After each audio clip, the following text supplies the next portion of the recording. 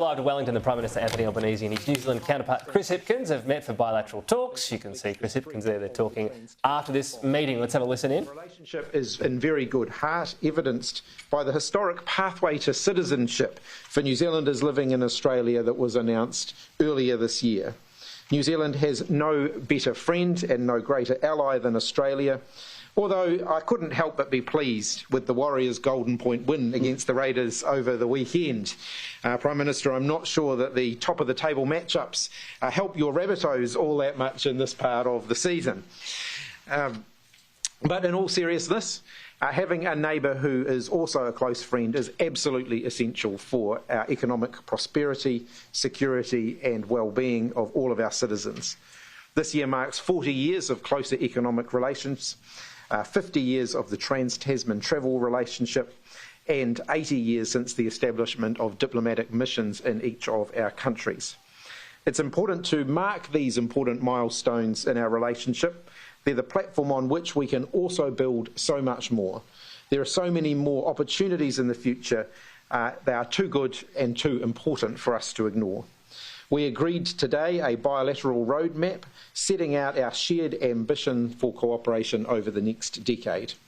It'll focus on building sustainable, inclusive and resilient economies, on being active partners in the Pacific, ensuring our region's security and stability, championing international rules and ensuring that our people-to-people links continue to grow.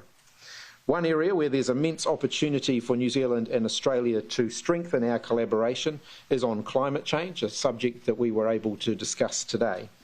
I want to acknowledge the significant shift in Australian climate change policy over the last year. We believe that working together to combat climate change globally and especially in our region is critical. It's the single greatest existential threat to the livelihoods, security and well-being of our Pacific partners. Whether it's wildfire, cyclones or floods, both our countries are experiencing the effects of climate change now. So I'm looking forward to continuing to find ways to work together in the battle against climate change. Our work together in the Pacific was on the agenda. We want to support the Pacific Islands Forum and its members to work collectively to address the strategic and security issues that are facing the region. We agree that working through Pacific-led regional processes is essential. On strengthening our economies, the 40th anniversary of CER is a significant waypoint in our relationship, and we will need to work together to ensure that CER remains world-leading as it has been for the last 40 years.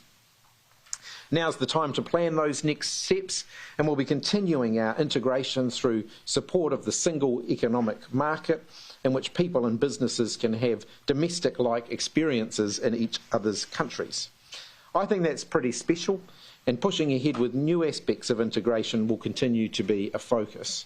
We'll continue to work to make it easier to engage in trade and tourism, research and development, investment and promoting innovation. Prime Minister Albanese and I committed today to revitalise the joint working group on initiatives to move closer towards seamless travel across the Tasman.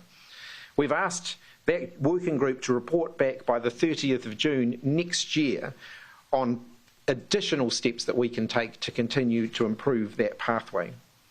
We also agreed to the negotiation of a sustainable and inclusive trade declaration to promote an integrated and climate-focused approach to the economies on both sides of the Tasman. We're also facing increasingly challenging, more turbulent and less stable regional and global orders. Both of our countries are fully focused on responding urgently to these changing dynamics and will continue to work closely together to support one another's efforts. We'll continue to prioritise coordination to support a stable and resilient region and defend and advance the international rules-based system that we're both committed to. So, Prime Minister, thank you once again for travelling to Wellington. It is great to be able to host you here. Well, thank you very much, Prime Minister Hipkins, and thank you for the very warm welcome that I have received and the Australian delegation have received here today for what is my first visit to New Zealand as Prime Minister. It's always great to visit New Zealand and feel the friendship, warmth and familiarity between our two nations. I've always known how close our countries are, and this visit has underlined for me just how important that is to our shared future. We're neighbours, we're friends, we're family. We can take on challenges and opportunities together. Our two nations share common values. This is a proud time, it must be said. Our closeness, I think, is exemplified by the fact that we are sharing the hosting duties of the FIFA Women's World Cup, the third largest event that's held around the world. And we are using that opportunity to showcase the best of ourselves and how great we can be when we do things together. And I wish the Ferns all the best for the rest of the tournament, and of course wish the Matildas all the best. I wish you all the best unless we play each other. That's right. And then of course we will be rivals for that 90 minutes plus injury time. During this visit, we are marking important milestones. 80 years of diplomatic relations between our two countries, 50 years of allowing our people to live, work and travel on both sides of the Tasman, and importantly, 40 years of what is still, I think, the world's best gold standard trade agreement. Our special bond is also reflected in our visa and citizenship arrangements, and I'm so pleased that as of this month, it's now easier for New Zealanders who call Australia home to become Australian citizens. This is a change that was long overdue. It was the right thing to do and it was a fair thing to do. And I was delighted that you, Prime Minister, were able to visit Brisbane to mark that important moment in our bilateral relationship. And I can report that already there's been over 10,000 people apply for that, and I'm sure that number will increase significantly in the months ahead. While we celebrate our history, today has also been about looking to the future.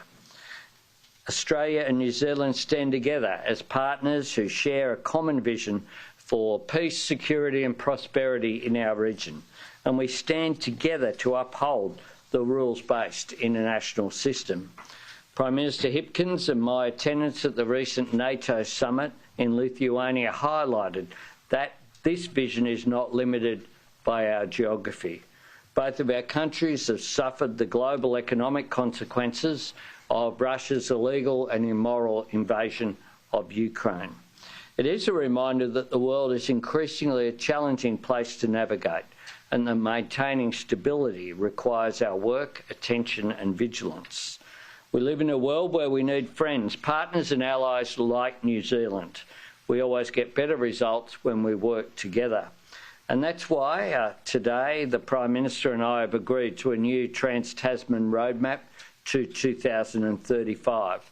The roadmap recognises that our Trans-Tasman relationship is a significant asset for both countries to meet the challenges and build on the opportunities which are ahead of us in the coming decade.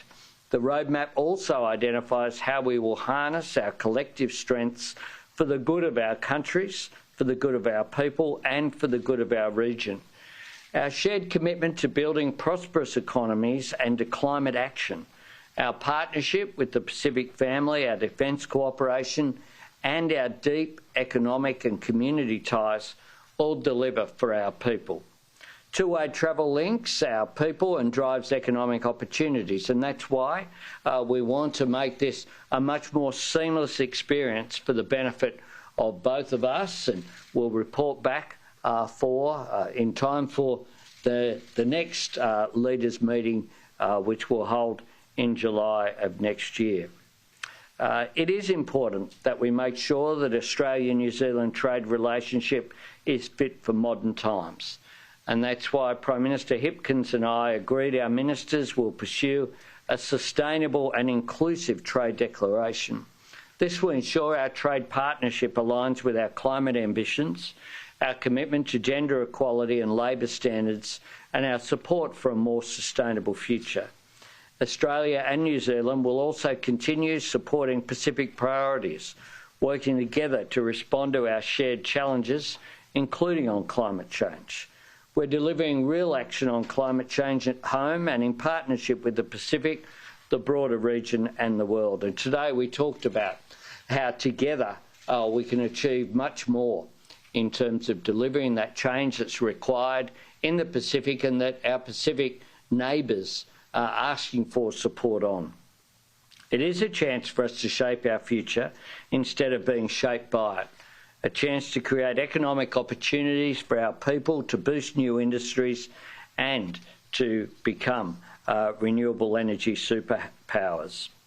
Our annual leaders meeting, including the very useful discussion the Prime Minister and I have just had together with our teams, are so important to us. So thank you, Prime Minister, for our meeting today. As you've said, our 5th meeting in a very short period of time. And I thank you very much for hosting me and my delegation here in Wellington today.